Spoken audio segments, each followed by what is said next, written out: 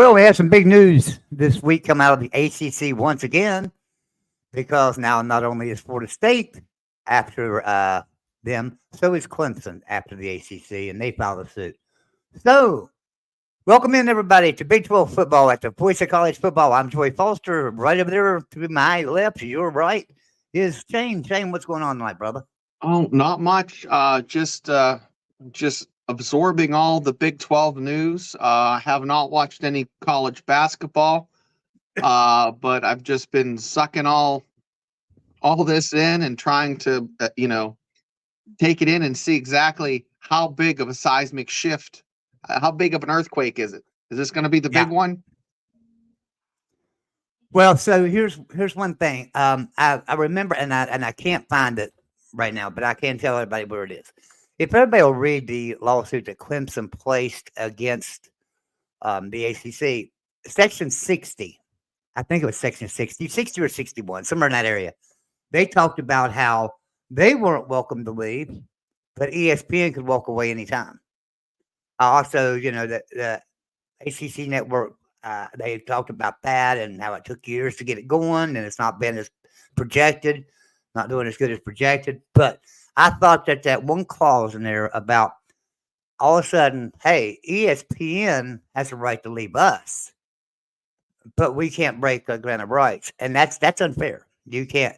If I don't think you can really do that. I don't think you can say, okay, this one's got to stay, but this part of the this two people signed a contract. Well, actually, three parties here, right? So you have your media deal. So you got ESPN coming in there signing. You have ACC signing. You have all the schools signing. So it's Clemson and ACC and ESPN signed this deal. And the only thing about it is the ACC can't leave Clemson or ESPN. The Clemson can't leave the ACC or ESPN, but ESPN can walk away any friggin' time, pretty much. And I don't think that's a legal standing contract when that happens. I can't. There's a name for that, and I'm not a lawyer, so I could be wrong. But I just don't think. I think that they might have a really good case at Clemson about that. Right. I don't know the name of it. It's like reciprocity or something, but I'm not a lawyer, but it's if you ask the question, why are they doing this now? Florida State filed in December, and Florida State did it knowing that they were going to be left out of the college football playoffs, guys. That's why they did it. That was their catalyst. The catalyst for Clemson is they see the writing on the wall that, as you said, ESPN can bolt at any time, and they're going to be left looking in the outside looking in, and they feel that the college football agreement, the finalized agreement that came last Friday, was not beneficial to the ACC, and the fact that the ACC and Big 12 are going to get 17 and 14% of the distribution is grounds for their lawsuit. And they're citing the earnings of the SEC and Big 10 schools in relation to what they're earning, and they say the gap is going to be insurmountable. So the one ACC administrator, I'm going to quote him, said, combine that with the gap in TV revenue. So within 3 years, it's projected that the Big 10 and SEC schools will be earning double, so the 80 to 90 million range in annual conference distribution, and the ACC and Big 12, you're talking 45 and 50. That's a gap mostly due to the football-related TV revenue. So their big claim, Joey, is that the ACC failed to put them into a competitive situation, and it was the ACC's lack of negotiating. Because it's not the ESPN's fault. Because if I go to buy a car, I'm going to get if they say they have a Toyota Camry for $10,000, and it's a brand spanking new, and now the dealer says it wants $50,000 or $25,000, I'm going to pay 10. You're going to pay, what you can pay for the best product, and the fact that they didn't negotiate a better deal years ago, and it's the ACC's fault. I believe Clemson and Florida State have a great case, and the fact that they're both suing puts a lot of pressure on the ACC that they were already in a precarious situation. So, even if the courts don't grant them, a get out of jail free exit fee waiver, which that's not going to happen, but they're going to use this to negotiate it down.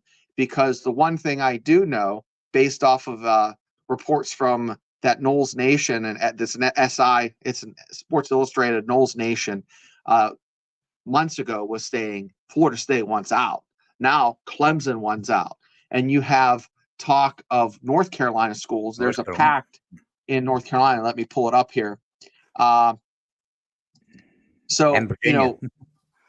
Carolina has they have like a state board of like governors that Appalachian State, North Carolina, Duke, Wake Forest, all those schools are a part of. And even though they're in different conferences, Appalachian State and et cetera, they still vote on certain things. Now, will that hold any water when one of them wants to leave? I don't think so. We've seen that happen in the Pac-12, but it helps them as far as, they use that to schedule with each other and for decision making for financial reasons. So, but that's a loose agreement, I think. Now, when you talk about hundreds of millions of dollars, that changes everything. Now, let's talk about Louisville, okay, real quick. And I know I'm banging these out, but guys, listen, there's a lot of stuff to cover. Louisville is a team that financially pairs up very nicely and kind of looks just like West Virginia on paper. Maybe, 10 years ago, Louisville was a little below West Virginia as far as how they look when we put pen to paper as far as the value of the programs. But I think Louisville has maybe jumped a little bit ahead. I mean, they're neck and neck, though. Louisville, they're not just, weighing in what are the options, okay? They're lobbying for the SEC and the Big Ten. Hey, look at us. Their academics are so bad at Louisville, and they're not like West Virginia, not necessarily just their fault. No, they don't have the academic standards. I mean, they're below West Virginia, I believe, or they're right there. They're like a West Virginia 2.0. They're like, and that academic. So here's the thing about it. So I realize you don't need. There's no rule in the Big Ten that says you have to have AAU status to get in here. They do not have that rule, or a lot of people think they do. But my boy, I've been saying all along, they're not going to take Clemson and Florida State because they're not AAU. And what I'm going on is their track record. The Big Ten has never taken a single team that didn't have AAU status and has turned several teams away, giving that stipulation that we want you to have AAU status.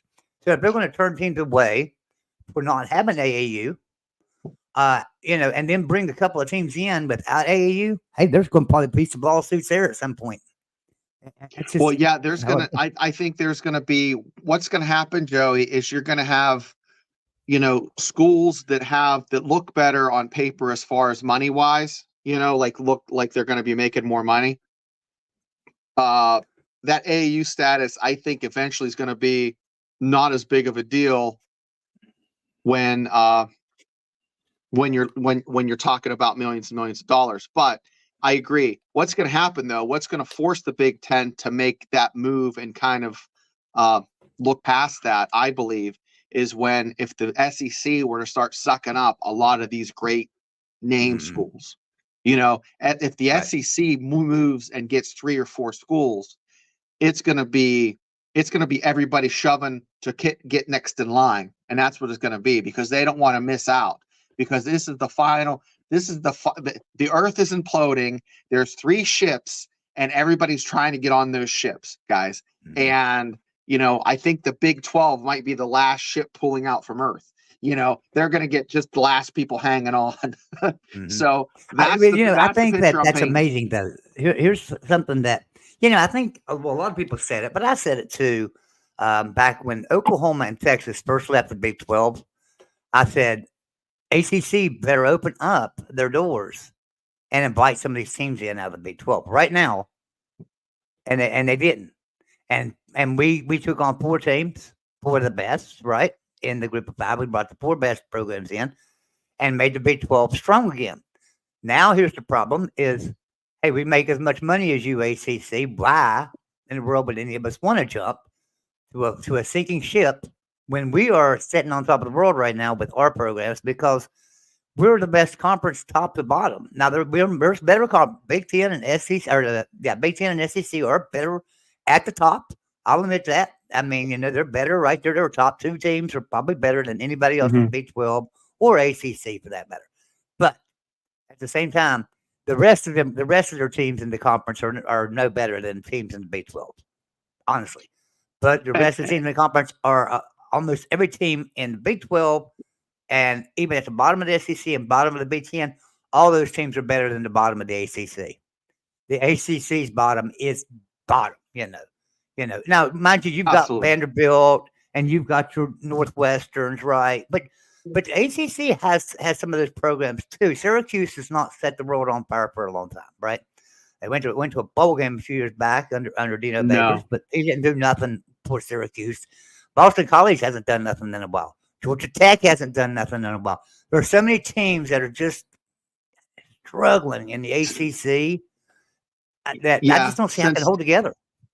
Since it's a streaming world and we're not going by location, the Boston College market and the Syracuse market are no longer, the things that are moving the needle. That's not what's pushing this in this direction. But what I would like what I would think would happen is there's gonna be a point where they're gonna see that there's more value in some of these other teams. Example, Texas Tech will bring more to the table than a Syracuse. Right. Texas Tech will bring more to the table than a Vanderbilt.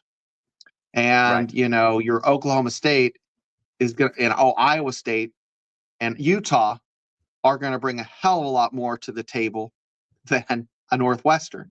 Right. Academics be damned. You're talking about college football and you're talking about millions upon millions upon hundreds of millions of dollars at this point, because they're going to be bringing in $100 million a year based off of these TV deals. So, there's going to be, at some point, there's going to be, it's like survival of the fittest, only the fittest, kind of, and I keep referring back to, the UK soccer relegation system, where like the bottom team of the conference is relegated to a lower conference, and that winner of the lower conference is relegated up. I don't think that's going to happen, but pretty close. I mean, if you have Northwestern, that's sucking up $1 million from you, but yet their value and what they're putting into the pot, it's like people bailing a ship out.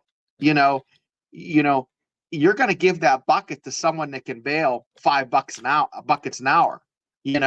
If that's going to keep you afloat. And if Northwestern and Vanderbilt are 2 bucket an hour teams, it just doesn't make sense to keep them in the boat. You need, strong competition, programs that are going to spend money on their program, invest in their program. And I just don't see that and I'm not crapping on Northwestern or Vanderbilt. I'm just using those as references. Syracuse is another one. They have an antiquated stadium. Boston College. I mean, at some point, you're going to have to pick the fittest, best programs to have if you're going to do 2 super conferences. Now, I don't know if there's 3. I think there's a little more forgiveness, but I don't know if we're going to end up with 3, Joey. I think I think the SEC is going to poach from the Big 12. I really do too. I really think that they're going to come looking at the Big 12. Now, here's the thing about it. There's going to be teams that are going to jump, but can Brent Yormark hold the teams together and tell them, hey, just give us till 2027. We rework this and we do it right. And there's no ACC and there's no Pac-12 anymore. Hey, guess what? That opens up a lot of money there that we can get. And if he can tell them that and promise it to them and show them a plan, right? Show them a plan of how he's going to achieve that to make them that money. They may not jump. They may stay put. I mean, after all, really seriously, what good would it do Texas Tech, Oklahoma State, Iowa State, West Virginia, any of these teams to jump to the SEC or Big 12 or Big 10 when they're not going to be able to beat Alabama, Georgia 99% of the time. They're not going to be able to beat Ohio State, Michigan, Penn State 99% of the time. So why jump if the money's going to be roughly the same if bring or mark them up at a plan? So I just don't know I don't know that they would want to jump if they can get the money closer, right? I think the Big 12 is just in such a good spot right now. It's amazing how good of a spot we're in that I'm sitting here looking and talking to ACC fans that are worried, and I don't blame them. I mean, it's like talking to Pac-12 fans before, right? When you're talking to Pac-12 fans and they wasn't getting this deal made and they wasn't getting a TV contract and things were just stringing along, and they were like, we're fine. And then all of a sudden they wasn't. And then they're all, like, well, crap, and crying or not crying, but, they're just upset that their conference fell apart. Now, that same thing is happening over in the ACC. The difference is the ACC has opened up and realized what happened to the Pac-12. Two of the teams in the ACC, they see the writing on the wall, and I just feel like they're going to do it. Let me ask you a trivia question. I'm going to ask everybody in here a trivia question. Okay. Everybody in here, just type in if you know. Shane, you say it if you know. What's the last team to get kicked out of a conference? Anybody know? Anybody remember? Trying to think. Anybody? Somebody in the chat. Last team to get kicked out of a conference. Yeah, it'll take it 10 seconds for them to hear me talk, and then about 5 seconds or so before they'll come in after that. So it'll be 20 seconds probably. Let's see if anybody can answer here real quick. Well, I'll tell you. Last team got kicked out of a conference. No, and Timothy, it wasn't West Virginia. West Virginia's never been kicked out of a conference. Last team to get kicked out of a conference was Temple out of the Big East. Remember? That's right. Remember Temple getting kicked out of the Big East? They just don't kick teams out of conferences. So, Vanderbilt's safe in the SEC. Northwestern's safe in the Big 10. Period. You're just not going to kick them out. Number one, why would you kick out prestigious universities? Northwestern and Vanderbilt are prestigious universities, right? Whether they got a football team or not, man, that's prestigious universities you've got in your conference. Yeah, they're good schools. You want that. Yeah. Right. So that's that. But yeah, I just think that there's nobody going to get kicked out of these conferences. So how far are they going to expand? Are they going to go to 20 teams each, Big 12, SEC, Big 10? And what could happen here is another thing too that could happen here is the ACC could come out punching and swinging and all of a sudden start saying, okay, let's open up and expand and let's take some teams in that we haven't taken before, not thought about taking. Or let's go over and try to get West Virginia to come to the ACC, right? They're over here. And hey, while we're at it, let's go ahead and grab UCF and see if they'll even Big 12 and Cincinnati. And we can tie up the whole East Coast with the ACC conference. And maybe that'll get us more money. And we get us more money. And then, that's the thing. You'd have to come up with a plan to show that they could make more money. And you'd have to come up with a plan to where when they rewrite that or when they renegotiate in 2026 or 27, the ACC gets to opportunity to talk about the money. I don't know if they're going to be negotiated or what, but I do know the subject will come up again in 26 or 27. I just wonder if the ACC could talk teams, Cincinnati, UCF, West Virginia, into jumping ship out of the Big 12 to the ACC by showing them a plan to make $50 million a year, right? A plan to make $50 million a year every year, year in and year out. Would they jump? And like I say, the Big 12 is such a stable conference, but if there was that guarantee that Clemson and Florida State were staying in the ACC, we're going to drop this lawsuit, providing they expand, get bigger, and get better media markets. And they go out and grab the Cincinnati media market. They go out and grab West Virginia so they can finish off the Pittsburgh and Maryland and Washington, D.C. and all of West Virginia media market. And they go out and grab UCF so they can have that huge Orlando market, right? Now, all of a sudden, hey, look here, the ACC's picked up 3 pretty good markets, 3 two huge fan bases in UCF and West Virginia, but then a good, strong, vibrant fan base too at Cincinnati. Maybe not to the same extent as West Virginia and UCF, but you got that Cincinnati media market.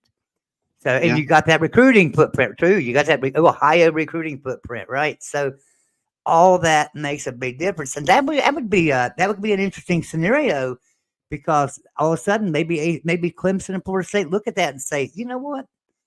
I think if we bring in 3 teams in, we can be a stronger conference and a better conference, and we'll stay if they can come up with That's a great point, Joey. But I think it's just maybe 6 months too late. Oh, I do too. I'm not saying it's going to happen. I just think it. Yeah, I think the ACC has not been like the Pac-12 was. Pac-12 laid on this news forever, right? They didn't do a thing. But here's the thing about it. The ACC is jumping on it. Pac-12 laid on the news. They didn't do anything about it. ACC is jumping on this, and they have been jumping on this, but they're still not doing anything tangible, like, saying, let's try to expand. Let's try to get some teams in here. Let's start talking to some of these teams. Maybe they are behind the scenes. I don't know. I mean, they're obviously not going to pull in anybody from the Big Ten or the SEC. Everything comes down to 3 letters. ESPN. Yeah. 4 letters. Amazon. I don't think Fox has the juice.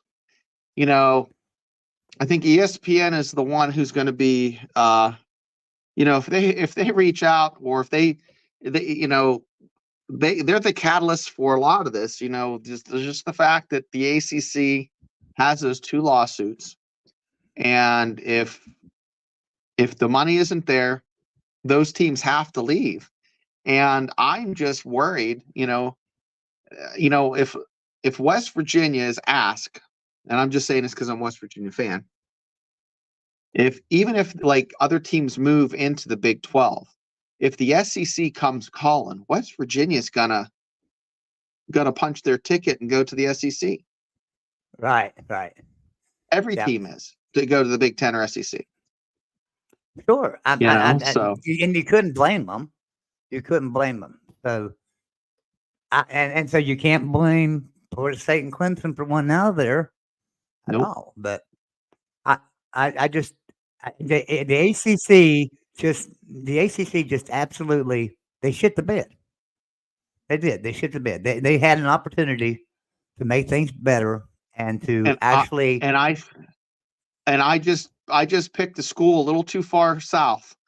I picked North. I thought one of the North Carolina schools would be the one to kind of push that. But I guess Clemson is the one who's, I knew they were kind of, I knew they weren't happy based off what I was reading, but I didn't think they would sue. But you have 2 schools. They need 6 more for that fee to be completely waived. The way I'm understanding it. But, I think they can prove that there was negligence. And that's what they have to prove. They have to prove that there was negligence involved, that it was mismanaged, that, that their value is more than what they're receiving. And based off of the management of that conference, they were put at a disservice, and it was a breach of contract. And I'm not a lawyer. I'm trying not to sound like I'm trying to sound, I'm trying to sound like what makes sense to Shane as a fan. This is the way I hear it when they're talking lawyer talk. So yeah, I just think it makes sense. It makes sense that I think they have a valid point. I think honestly that the ACC and Big 12 should be getting more money. You can't tell me that their TV revenue should be 50% less than what the SEC. I don't think it's 50% less product. There's some years where it's maybe a 20% less product, or maybe 15, but 50% is completely crazy. Yeah, it is. Watching some of the garbage that's in the Big 10, some of those crap games. Yeah. Rutgers playing Maryland. Come on. Yeah, right. I just can't figure out what. It's hard to believe that they took some teams, and I know why they did it. They took Rutgers and Maryland, but they wanted that media market. They wanted that footprint, right? That's why they took them. and they've got Northwestern over there, and all those teams out in the upper northern western part of the country, right? So you've got Missouri, Indiana, Illinois, Iowa. Yeah, these Mhm. teams, they just don't move the needle in football. Now, They're Indiana's a great boring. basketball program, right? They've got a tradition there in They used to basketball. be. I don't know about Yeah, it anymore. used to be. Iowa's got They're storied. a Iowa's got a storied football program, but anymore lately they can't even find an offense up there. So these teams are not pulling their weight into Big Ten. So that's what gets me. This is what's got me. Is okay. So the ESPN comes and gives them all this money and gives the SEC all that money, and they're really just giving that money to Ohio State, Michigan, Penn State, Alabama, Georgia, LSU, Florida, maybe a little bit there. All those other teams in there are no different than any other team in the Big 12 right now, or any different than any other team in the ACC. But yet, you pull the Big 12 and ACC pulls together and brings all those teams together or something, we still wouldn't get near what the Big 10 and SEC are getting in money. Even though we would be a lot better, a lot more viewers probably over the course of a year. There would be probably more viewers to those games. I tell you, I just feel like here's me on a Saturday afternoon, and you can say, well, you're a Big 12 fan, okay, but let's say there's no Big 12 game on at the time. One finished up, and another one starts an hour later or an hour from now, right? And I got to find something to watch in between there. The last thing I watch is a Big Ten game unless it's Ohio State, Michigan, or Penn State playing, and I might tune in then, but very seldom. SEC, same way. I might watch an Yeah, Alabama or yeah, Georgia or LSU, but I'm probably not going to watch Mississippi State, right? I'm probably not going to watch Mississippi State or Arkansas. Mississippi State and yeah. Arkansas playing each other. I'm probably not going to watch that. You get up there and you see Wisconsin playing Iowa. I'm probably not going to watch that. But then I see Texas Tech versus TCU. Hey, that's an interesting game to me. I'm going to Yeah, watch that. yeah. Now, So I might watch my teams are probably a little different. I would probably watch an Arkansas and a Mississippi State just because I think Arkansas in the '60s they're really good. They're a team. I always say on this show, they're a team that can go in any week and beat any SEC team, and they've done it over years. Okay, they're gonna upset the apple cart every year. Okay, they do it, and they did it in my pick'em show last year. So and then turned I around and like watching lost to Arkansas. was it Liberty or Appalachian State last year? They turned around and lost to them after they That's beat. right. They're the same thing. But I like watching those teams. Like LSU, I'll watch. Maybe more so than Georgia. Wisconsin, I enjoy watching some of their football. Not so much maybe Iowa, but Michigan State on occasion. Penn State, it depends on who they're playing. Pitt depends on who they're playing. But some of these schools, like I'm not tuning in to watch North Carolina or North Carolina State or South Carolina. I want to watch Clemson. I want to watch Florida State. I want to watch Miami, and I want to watch the teams I want to watch. And Vanderbilt's never on the table, never on the list. Yeah. Boston College is on occasion, maybe if they're playing Notre Dame, or if I feel nostalgic. Maryland, I just don't watch. I used to like watching them play West Virginia. That was a good rivalry. But anymore, I don't have any interest in watching the Terrapins play. But that's just me, and it's a strange world we live in. I'm watching more of I like to watch Washington, Oregon State, not so much UCLA, Utah, BYU I watch. I've been watching, the past couple years, I've been watching a lot of Colorado games because of Prime. But, before that, I could give two craps about Colorado. Now, going back 1990, I would watch them. But, your favorites, it's like going to a buffet. You're not always going to get the same things at a buffet, but you have your standard things you get put on your plate at the buffet, at the Chinese buffet. And there's teams that are going to be those standards. And then the one-offs depending on the season. But there's some that just should be left off the menu altogether, guys. And you agree with me. I mean, there's just some teams you're just like, I'm not in the mood. I'm not that Right. hungry. I'm typing a banner here real quick. I Oh, want okay. to promote But something here. guys, it's getting to the point now where things might get real quiet for a while, and then you have another seismic shift, and that's what I'm thinking. You're waiting for this big tsunami of change to come, and it's just not going to come quite yet. But we're just having those those early earthquakes, those tremors. There's going to be a huge change, and if you have North Carolina and NC State, UNC and NC State, if they decide to jump ship, or hell of Virginia Tech, and I think all would have to happen if there's some sort of agreement. And you know what? These Louisville, let's talk about Louisville. We talked about them for a little bit, but it's not a matter of they're lobbying for the SEC and Big Ten. They want to go there, and their backup, their contingency is the Big 12. They're not just going to sit around and wait for things to fall apart. What I've been reading is they're actively in not talks, but I'm sure there's been some sort of conversations had off the record of Would you like to be a fly on the wall with Brent I would Mark's love to. office? I would love to know what just, these, just like with the coaching searches, they reach out to these folks, and it's the agents. It's funny because the agents might have three top level coaches, and they're through the season they're constantly in contact with these guys, knowing that someone's on the hot seat, or just greasing the skids, building that relationship.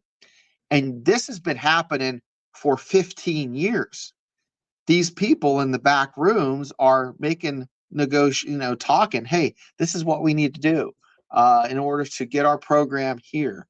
It's basically like those, it's like the Roman Senate almost. It's crazy. Someone's asking me about the Syracuse University. So Syracuse has had some ups and downs quite a bit here in the last 10 years, and more down than up, especially under Dino Babers. He just wasn't getting the job done. They finally got rid of him. Head coach now is Fran Brown. Is that his name? Fran Brown? Somebody help me out. I think Jackson's still here. Jackson, is it Fran Brown at Syracuse? I guess I could Google it. I think it's Fran Brown's his name. It's at Syracuse now. And, hey, hopefully Syracuse can get it turned around. We know they used to be such a dominant program man, in they used to be football. fun to They watch. were so good. Yeah, Remember back when they Donovan had McNabb coming in and playing against the, Mark Bulger, and it was just Syracuse was ranked, West Virginia was ranked, Big East was just fun to watch. Yeah, Boston College was always like in the top 25, maybe like 22, 23, maybe had one or two losses against like a Notre Dame or a Penn State or something. It was just fun. It was fun football, and I didn't think about how much is the university making. It was just maybe because I was in college and I just wanted to watch the games and drink beer, but it's just that was a golden era in my mind for college football. And unfortunately, Syracuse has never, and I don't know. I mean, I'm just going from what I'm reading. Their facilities have stayed pretty much the same. The Mountaineers updated their facilities. BYU, built a whole new stadium. Oregon State added that second layer of their big cake. But Syracuse is just Syracuse, and they have that dome, and they're proud of it. But they just haven't been successful since 1998. When I think they played Tennessee in a bowl. I think it was Manning. I have to look that rascal up, but now, under Dino Babers, they were good. Syracuse was good enough to hang with Clemson, right? Clemson would go win national championships, but they would have a loss on their record, right, usually to Syracuse, or maybe a close a close win by Clemson against Syracuse, even. But sometimes Syracuse, I think Syracuse beat them one year. Dino Babers at Syracuse beat Clemson one year when Clemson was number 2 or 3 in the country. So it's not like Syracuse. I don't know. I don't know what happened there, because I really thought Dino Babers they were do 6 good. and 7 last year. It's just It's just Yeah. tough. I mean, the teams Did they you look beat, up they that beat coach's Western name? I never did. Michigan. Did you look up the coach's I name? I think never Dino did. Babers. I think that's who it No, was. he's not there anymore. He's not They there fired anymore. him. Fran Brown, I think's his name. Am I They right? beat Purdue and Army was turned out to be pretty good towards the end of the year. Let me go through this. They lost to going Clemson. It's 14-31. North Carolina blew them out. Florida State blew them out. Virginia Tech blew them out. Boston College, it was a close loss. Pitt, they beat Pitt. That's not saying much. Wake Forest, they won. They lost to Georgia Tech in a close one, and then South Florida just hung it on them. It's 45-0. So I would say maybe three. That raises the question, though. Let me ask you, Shane. That raises this question. So let's say the ACC, let's say Clemson and Florida State do manage to get out, and they play, and now all of a sudden North Carolina, Louisville, NC State, all these other teams are one out, and some of them obviously are going to have to make application for the Big 12. Do you take a Syracuse? If a Syracuse is out there, do you grab a Syracuse if you're the Big 12? Geographically, Syracuse makes about as much sense as West Virginia being in the Big 12. So that argument goes out the freaking window. Mm-hmm. But if you look at, Jim Brown played ball there. I mean, Syracuse is a storied program. It breaks my heart, but I'd have to say, and it's terrible, but it's what have you done lately? And the Mountaineers are kind of have symptoms of this illness too, and they haven't done a lot. And Syracuse hasn't done much of anything in 25 years. So, right. Having a 6-7 record in an anemic ACC, that's not great, guys. I don't know. They're one of the bubble teams. I would say they're a bubble team to get in the third conference. Do they slip maybe into the Big 12? It depends on who is taken into the if say West Virginia goes to the SEC. Syracuse will get into the Big 12 because they're going to try to bring in as many folks before the bell rings. But you have Wake Forest. So the tier I have Syracuse is like a Wake Forest, like a Duke, where they've recently been a better basketball program than football program. Now basketball, Syracuse is a definite Big 12 team. That's for sure. That's why I was asking that question. Really, is because their basketball team just kind of plays the same style of basketball as the Big 12. Man, it would be fun. Basketball, and they're good. Yeah. Now, here's where I wanted to go with this. Yeah. I was going to give you to compare something here. So we talked about Syracuse, right? Their football program's down right now, but their basketball program's always one of the elite ones in the country. They're always really good. All right, let's go down the road a little bit and talk about Boston College. This Big 12 take up Boston College, who is a storied football program. Boston College is right there with the last time Boston College was any good at all that I can remember was 1993. It's the last time I can remember Boston College being a top 10 that's team. right. That's when they were ranked and West Virginia beat them. Well, Boston College beat Notre Dame. Yeah. The same week West Virginia was playing Miami. And then that following week, Boston College and West Virginia were going to match up, and West Virginia eked it out at Boston College. So, they were pretty guys. It's a sad state of affairs that, Rutgers is in the situation they're in, and Syracuse is going to be outside looking in, because I think Syracuse is a much better product over the course of, my experience of watching football, closer games, watching West Virginia play Syracuse and West Virginia play Rutgers. I remember West Virginia hanging 50 on Rutgers a couple times. I don't remember that happening to Syracuse or Boston College. I remember hanging 81 on Rutgers. We hung 81 on Rutgers in 2001. It's shameful. So, the fact that, West Virginia, if you would have, if in 1988, Joey, if they had had a time machine and someone went back there from today, if Shane would have went back there and said, hey, Joey, 1988, Joey, guess what? Rutgers is going to be making $90 million, and West Virginia is going to make $40 million in 2025. You're going to be like, get the hell out of here, you crazy man. Yeah. Go back to your cage and lock it. Yeah, and then 5 years later in '93, I would be looking at you and saying, "See, I told you you're stupid." You're still crazy. You're going back to your cage. Right, and then all of a sudden, Yeah. now all of a sudden, it's a damn truth. It's the truth. How about not just them, but Vanderbilt, Northwestern, making more money than a lot of better Right. programs. All these teams in the Big 12 are better programs than they are, and Yeah. you know, can't get the money. It's kind of a shame. It really is. How's your wife feeling? By the way, I Yeah. want to ask you. I'm thinking about her. How's she feeling? She doing better? You said she was a little under the weather. She's feeling a little better. I think she just got like the stomach bug. So she was sick last night and kind of just feeling tired today from being sick. So my wife's I made some today. Yeah, I made chicken soup and that was about it. But you know, it was a you know, we're not going to figure out, you know, what's going to happen this week, but it's really been fun talking about it. So yeah. What? So trying to next figure week, out which you way, know, we're going to be what? It's going to be interesting. It's going to be interesting to see which way this goes next, because now that we got Clemson and Florida State involved, you're right. What comes next week? Does next week, does UNC or Virginia get involved? You know, here's Virginia, one of the better basketball programs in the country. They just can't play in a tournament, but they're one of the better basketball teams in the country. In Virginia, you have North Carolina, one of the better basketball teams in the country, and a good football program.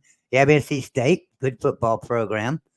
So some of these, there's going to be another team here in the next week or two that's going to join one of these lawsuits, I believe, or cast one of their own. You know, I don't know. I'm just trying to figure out what the end goal is here, because here's my thought about this. We all assume the end goal for Florida State and Clemson is to get out of the ACC and jump over to the SEC or Big Ten. That's what we assume. What if their goal is to just bring people back to the table to renegotiate their contract? That's all they want. And, you know, I don't know if it would be renegotiated too much more than the Big 12. No, I don't think that result's going to be. I think what's happening is they're putting their cards out, and then they're trying to get the schools that are left and the right to kind of rank and file, you know, put pressure on the ACC to renegotiate that exit clause, because the exit clause, you wouldn't be bringing up the exit clause unless you wanted to leave. If I am in the ACC right now and I'm a university president or a member of the board, I'm going to start asking some questions about, all right, what is our future? If we're not happy in the ACC and we have a chance to be in another conference that's more stable right now with all this going on, why wouldn't 8 teams? I could name 8 teams right now, because you know Florida State and Clemson's going to get in there. I could name 8 teams right now that would join this to just dissolve the ACC. They all need a place to go, right? And they're not going to. They're waiting to see who flinches first, and I think that's what's happening, Joey. Yeah, because I think at some point we got 2 teams. I'd say in the next couple of weeks we might have 2 more that's entered it. Yeah, and then that's 4. Logical. And you know, I can't see teams like Pitt and Virginia Tech sitting back saying, you know what, we can go to the Big 12 and make more money, and probably renegotiate this contract to 27 and get more. Your Boston colleges, and that would leave, you know, maybe $3 or $4 million in your pocket, I think, if you move conferences, because, you know, there's that clause that that was put in by the Big 12 commissioner with ESPN that, hey, we're going to renegotiate if we get more members, and the ACC didn't do that. So that's big. But, well, Joey, it's been a fast 45 minutes, but do you have anything to add? Not really. I want to talk about a show that's coming up On Wednesday, March 27th at 8 o'clock, the Yes. state of the voice of college football. Mark Rogers is going to be on the main channel that night, March 27th, 8 o'clock. Be sure you tune in for that. It's going to be state of the voice of college football. He's going to tell you about what's going on every channel, about the shows that are going on, about different things like that. But also, we're going to talk about the merchandising and and how we're doing there. I'll come on the show with him for a few minutes and talk about that. So, everybody, be sure to tune in to that if you can. And if you're just watching and you're watching this late after this show's already aired, just remember that's March the 27th at 8 o'clock, state of the voice of college football. So I'm really looking forward to that because I just know there's so many changes going on this network. Because Mark and I talk quite a bit, and we talked just the other day, and we're talking about the state of the voice of college football address, and then we were talking about the off season and what to do during the off season to keep people engaged. And we have come up with something, and he'll talk about that during that show. So be sure you tune in because you're going to get to hear something new that's going to happen on the Voice of College Football. It's going to be fun. Kind of never happened before on this channel. Something that we've done on other channels, but not here. And I think it's going to go over real good. But anyway, so we're going to wrap this up because Shane needs to get out of here. He's got to get over with his wife. She's been real sick. So, so I appreciate you being with me tonight, Shane, and everybody that came in to chat with us. We appreciate all you guys. We love you. We want you to come back with us next Thursday night, every Thursday night, 7 o'clock, right here for Big 12 football.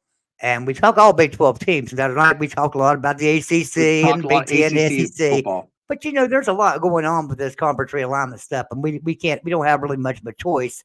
If that's going to be our topic, we have to talk about them. So, all right, guys, everyone have a great night. Appreciate everybody being here, and we will see you next week.